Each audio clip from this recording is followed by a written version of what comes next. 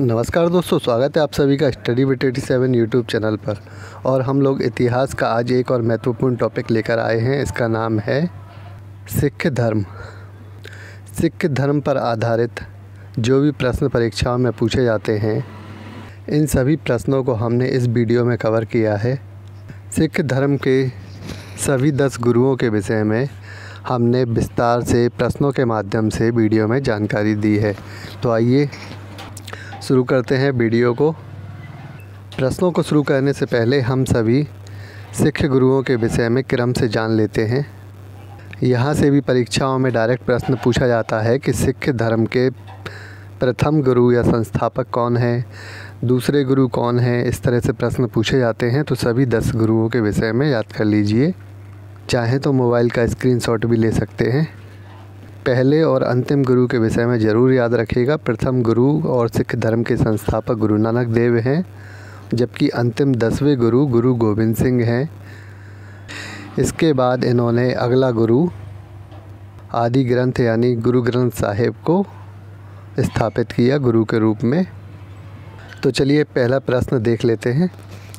सिख धर्म के संस्थापक गुरु नानक देव को किस मुग़ल शासक के समकालीन कहा जाता है, यानी कि जो प्रथम गुरु हैं गुरु नानक देव, वे किस मुग़ल शासक के समकालीन थे, यही प्रश्न में पूछा गया है। और याद रखिएगा, मुग़ल बादशाह बाबर के समकालीन थे गुरु नानक देव।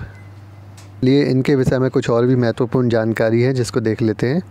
सिखों के प्रथम गुरु गुरु नानक देव को 1496 की कार्तिक पूर्णिमा को ज्ञान प्राप्त हुआ था। तो 1496 ईस्वी में कार्तिक पूर्णिमा के दिन इनके ज्ञान प्राप्त हुआ था। यह प्रश्न पूछा गया है पीसीएस में कि किस कार्तिक पूर्णिमा को ज्ञान प्राप्त हुआ। तो याद रखिएगा 1496 की। गुरु नानक देव ने धर्मशाला यानी संगत और लंगर यानी पंगत की स्थापना भी की थी। याद रखिएगा, संगत और पंगत की स्थापना जो है गुरु नानक देव ने की है। गुरु नानक देव की मृत्यु 1538 में उनके द्वारा बसाए गए नगर करतारपुर पाकिस्तान में हुई है। करतारपुर आज के पाकिस्तान में स्थित है। और न्यूज़ में आपने सुना भी था कि गुरु पर्व के दिन करतारपुर कॉरिडोर को सिखों के लिए खोला गया था। चलिए तो अगला प्रश्न देख लेते हैं।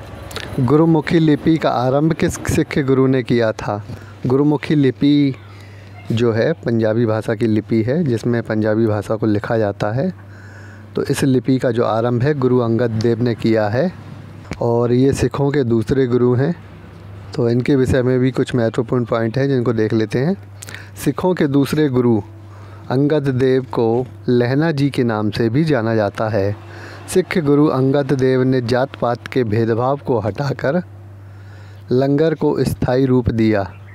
देखिए, लंगर का प्रारंभ जो है वह गुरु नानक देव ने किया था, परंतु स्थायी रूप जो लंगर को है वह दूसरे गुरु सिख गुरु अंगद देव ने दिया है। इन्होंने गुरुमुखी लिपि का आरंभ कर पंजाबी भाषा का प्रचार किया। तो ये सभी महत्वपूर्ण पॉइंट हैं इनके विषय में। चलिए देखते हैं अगला प्रश्न। अगला प्रश्न है, हिंदू रीति से अलग विवाह पद्धति लवन को किस सिख गुरु ने प्रचलित किया?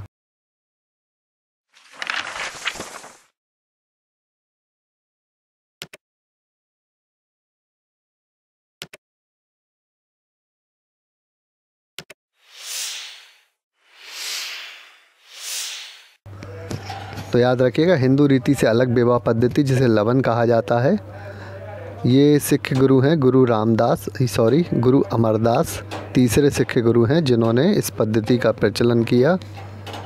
सिखों के तीसरे गुरु अमरदास की पुत्री बीवी भानी को मुग़ल सम्राट अकबर ने 500 बीघा ज़मीन दान में दी थी।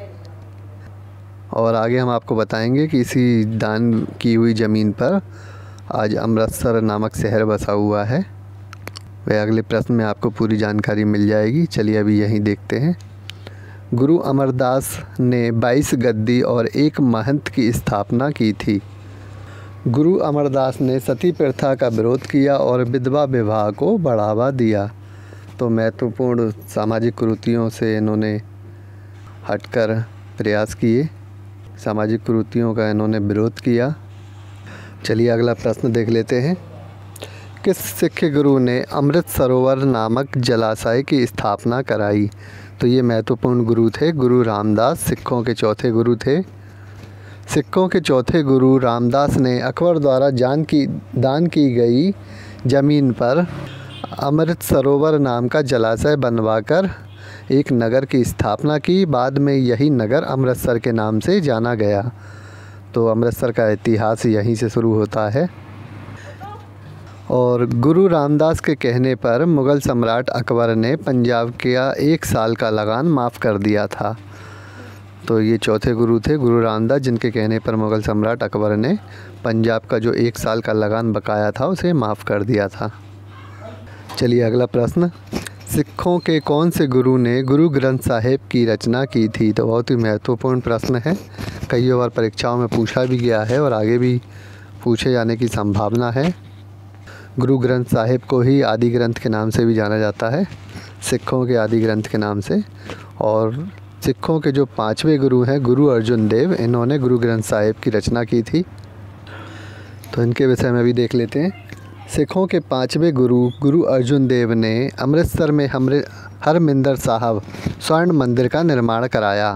प्रश्न इस प्रकार भी पूछा जाता है कि हरमिंदर साहब गुरुद्वारे का निर्माण किसके द्वारा कराया गया? तो याद रखिएगा गुरु अर्जुन देव। और स्वर्ण मंदिर का निर्माण भी पूछा जाए तो गुरु अर्जुन देव द्वारा ही कराया गया। और सबसे महत्वपूर्ण बात याद रखिएगा कि हरमिंदर साहब की जो नींव है वह सूफ़ी संत मियाँ मीर के हाथों रखवाई गई। महत्वपूर्ण जानकारी है। इसके अलावा राजकुमार खुसरो की बगावत के दौरान मदद करने के आरोप में जहांगीर ने 1606 में गुरु अर्जुन देव को फांसी की सज़ा दे दी थी। तो जहांगीर मुग़ल सम्राट ने गुरु अर्जुन देव को फांसी की सज़ा सुना दी थी। कारण ये था कि जहांगीर का जो भाई था खुसरो, उसने जहांगीर से बगावत कर दी थी और अर्जुन देव से उसने मदद मांगी थी। गुरु अर्जुन देव ने खुसरो की सहायता की थी और यही बात जहांगीर को काफ़ी बुरी लग गई और उसने फांसी की सज़ा सुना दी। और यहीं से सिखों और मुग़लों के बीच में आगे युद्ध बराबर चलते रहे, जिनकी जानकारी आगे के प्रश्नों में देखी जाएगी। चलिए देखते हैं अगला प्रश्न, किस सिख गुरु ने अकाल तख्त सिंहासन की स्थापना कराई थी? तो बहुत ही महत्वपूर्ण प्रश्न है, याद रखिएगा। अकाल तख्त की स्थापना जो है गुरु हरगोविंद ने की थी। और सिखों के 6ठे गुरु हैं गुरु हरगोविंद सिंह देव। सिखों के 6ठे गुरु हरगोविंद देव ने अमृतसर की किलेबंदी कराई, सिखों को अस्त्र शस्त्र का प्रशिक्षण लेने की प्रेरणा दी और सिख पंथ को योद्धा का रूप प्रदान किया। तो याद रखिएगा गुरु हरगोविंद जो 6वें गुरु थे, इनके समय से ही सिखों को अस्त्र शस्त्र का प्रशिक्षण दिया गया और एक योद्धा के रूप में भी सिख पंथ को देखा जाने लगा। इन्होंने एक सशस्त्र सेना भी तैयार कर ली थी और इसी सेना के बनाने के कारण मुग़लों ने इन्हें गिरफ़्तार कर लिया था और 12 वर्ष तक यह मुग़लों की कैद में रहे। जब ये रिहा हुए तो उस समय शाहजहाँ का शासन था और शाहजहाँ के ख़िलाफ़ इन्होंने बगावत कर दी थी और अमृतसर के निकट एक छोटा सा युद्ध भी इन्होंने मुग़लों के ख़िलाफ़ लड़ा था, जिसमें जीत हासिल की थी। तो ये सभी महत्वपूर्ण पॉइंट हैं। चलिए देखते हैं अगला प्रश्न, सिखों के 7वें गुरु कौन थे? तो सिखों के जो 7वें गुरु हैं वे गुरु हरराय थे। गुरु हरराय देव सिखों के 7वें गुरु एवं सिख गुरु हरगोविंद देव के पुत्र थे। यानी 6वें गुरु के जो पुत्र थे वे ही 7वें गुरु सिख गुरु बनाए गए। इस समय मुग़ल सम्राट औरंगज़ेब का शासन आ गया था। औरंगज़ेब से विद्रोह के दौरान उसके भाई दारा सिकों ने गुरु हरराय से मदद ली। मैंने आपको पहले भी बताया कि यहाँ से सिखों और मुग़लों के बीच युद्ध की जो तैयारियां हैं वे प्रारंभ हो चुकी थी। औरंगज़ेब का भाई दारा सिकों जब औरंगज़ेब के खिलाफ विद्रोह करता है तो गुरु हरराय ने इनकी मदद भी की। 1661 में गुरु हरराय की मृत्यु के बाद उनका 5 वर्षीय पुत्र गुरु हरकिशन 8वें सिख गुरु के रूप में गद्दी पर बैठे।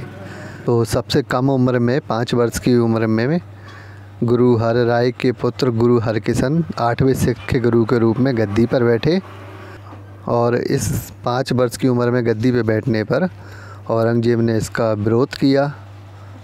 तब विरोध के दौरान गुरु हरकिशन जो 5 वर्ष के थे वे दिल्ली पहुँचे, जहाँ उन्होंने औरंगज़ेब को ज्ञान भी दिया परंतु वहाँ पर चेचक की बीमारी के कारण उनकी मृत्यु हो गई। और 7वें गुरु जो हमने अभी आपको बताया, गुरु हरिराय देव, और 8वें गुरु हरकिशन, इनके विषय में इतना ही है, इससे ज़्यादा परीक्षाओं में नहीं पूछा जाता। चलिए अगला प्रश्न देख लेते हैं। अगला प्रश्न है, किस सिख गुरु को हिंद की चादर कहा जाता है? बहुत ही महत्वपूर्ण प्रश्न है, अनेक बार पूछा भी गया है। और याद रखिएगा, गुरु तेग बहादुर हैं जिन्हें हिंद की चादर कहा जाता था। मुग़ल सम्राट औरंगज़ेब ने गुरु तेग बहादुर को इस्लाम धर्म स्वीकार करने को कहा। इस पर एक छोटी सी कहानी भी है, मैं आपको चलो बता देता हूँ कि उस समय क्या है कि औरंगज़ेब अपना साम्राज्य विस्तार करने के लिए लोगों को इस्लाम धर्म ज़बरदस्ती कबूल करवा रहा था, और उसने कश्मीर के पंडितों को भी इस्लाम धर्म कबूल करने के लिए कहा। तब कश्मीरी पंडित गुरु तेग बहादुर की शरण में आए और उनसे मदद की गुहार लगाई। तब गुरु तेग बहादुर ने यह पैगाम औरंगज़ेब के पास कहलवाया कि अगर मुझे इस्लाम धर्म स्वीकार करवा लेते हो तो कश्मीरी पंडितों को इस्लाम धर्म कबूल कराना पहले मुझे करा कर दिखाओ। इस तरीके की बात वे कहलवाते हैं। तब औरंगज़ेब इस्लाम धर्म करने की बात कहता है, परंतु गुरु तेग बहादुर औरंगज़ेब की बात को काट देते हैं, मना कर देते हैं इस्लाम धर्म स्वीकारने से। गुरु तेग बहादुर को गिरफ़्तार कर दिल्ली लाया जाता है, जहां उनके सामने उनके शिष्यों की गर्दन भी काट दी जाती है। परंतु उसके बाद भी जब वे इस्लाम धर्म को स्वीकार नहीं करते तो औरंगज़ेब चांदनी चौक, जो दिल्ली का आज का चांदनी चौक है, वहां पर उनका शीश कटवा देता है। दिल्ली में यह स्थान शीशगंज के नाम से जाना जाता है, और यहाँ गुरु तेग बहादुर के नाम पर शीशगंज गुरुद्वारा भी बनवाया गया है। तो ये सभी महत्वपूर्ण पॉइंट हैं, याद रखिएगा। शीशगंज गुरुद्वारा दिल्ली में स्थित है, चांदनी चौक में। चलिए देखते हैं अगला प्रश्न, खालसा पंथ की स्थापना किस सिख गुरु ने की थी? तो बहुत ही महत्वपूर्ण प्रश्न है, और सिखों के अंतिम गुरु यानी 10वें गुरु हैं गुरु गोविंद सिंह, जिन्होंने खालसा पंथ की स्थापना की थी। गुरु गोविंद सिंह सिखों के अंतिम एवं 10वें गुरु थे। गुरु गोविंद सिंह ने पाहुल प्रणाली का प्रारंभ किया था। तो पाहुल प्रणाली क्या थी, इसके विषय में भी देख लेते हैं। पाहुल प्रणाली में दीक्षित होने वाले व्यक्ति को खालसा कहा गया, यानी कि यह प्रणाली, अगर इसमें दीक्षा आप ले लेते हैं, दीक्षित हो जाते हैं, शिक्षित दीक्षित हो जाते हैं, तो इसके बाद आप व्यक्ति खालसा कहलाता है। और पंच ककार धारण करने की भी बात कही जाती थी इसमें। ये पंच ककार क्या है? केस, कंघी, कृपाण, कच्छ, कड़ा। एक खालसा को इन सभी को धारण करना आवश्यक है। और गुरु गोविंद सिंह ने ही कहा कि सिखों को अपने नाम के आगे सिंह लगाना है। याद रखिएगा, अपने नाम के आगे सिंह लगाने की बात गुरु गोविंद सिंह ने कही है। चलिए अगला प्रश्न देख लेते हैं। गुरु ग्रंथ साहिब को अगला गुरु किस सिख गुरु ने बताया था? तो गुरु ग्रंथ साहिब को अगला सिख गुरु जो है गुरु गोविंद सिंह ने बताया है। इस प्रकार कहा जा सकता है कि सिखों के जो 11वें गुरु हैं वे गुरु ग्रंथ साहिब हैं। गुरु अर्जुन देव द्वारा स्थापित आदि ग्रंथ को ही गुरु गोविंद सिंह ने सिखों के अगले गुरु के रूप में स्थापित किया। तो हमने आपको पीछे बताया था वीडियो में कि जो सिखों के 5वें गुरु थे गुरु अर्जुन देव, उनके द्वारा गुरु ग्रंथ साहिब की स्थापना की गई थी, और इसे ही गुरु गोविंद सिंह ने सिखों के अगले गुरु के रूप में स्थापित किया। गुरुद्वारों में आपने देखा होगा कि गुरु ग्रंथ साहिब की पूजा प्रार्थना की जाती है। और गुरु गोविंद सिंह के विषय में एक बात और महत्वपूर्ण बात है, इनके 4 पुत्र हैं, उनके विषय में भी देख लेते हैं। 22 दिसंबर 1704 में सिरसा नदी के किनारे चमकौर का युद्ध हुआ। इस युद्ध में गुरु गोविंद सिंह के पुत्र बाबा अजीत सिंह और जुझार सिंह ने शहादत प्राप्त की थी। चमकौर का युद्ध आपने नाम सुना होगा। गुरु गोविंद सिंह के 2 पुत्र थे, बाबा अजीत सिंह और जुझार सिंह, इनको इसमें शहादत मिली थी। इसके अलावा गुरु गोविंद सिंह के अन्य पुत्र और भी हैं, जोरावर सिंह और फतेह सिंह। इनको मुग़ल गवर्नर वजीर खान ने दीवार में जिंदा दफना दिया था। तो और आगे चलकर गुरु गोविंद सिंह के शिष्य थे बंदा सिंह बहादुर, जिन्होंने इस मुग़ल वजीर खां की हत्या कर गुरु गोविंद सिंह के पुत्रों की हत्या का बदला भी लिया था। तो चलिए, ये 10 महत्वपूर्ण प्रश्न थे जिनके साथ ही हमने सिख धर्म को कवर किया। परीक्षाओं में इनके अलावा ज़्यादातर प्रश्न नहीं पूछे जाते। इन सभी प्रश्नों के अंदर से ही प्रश्न आपको देखने को मिलेंगे। इसी के साथ इस वीडियो को समाप्त करते हैं। इस प्रकार की वीडियो आगे पाने के लिए चैनल को सब्सक्राइब ज़रूर कर लें और वीडियो पसंद आती है तो लाइक कमेंट भी ज़रूर करें। धन्यवाद।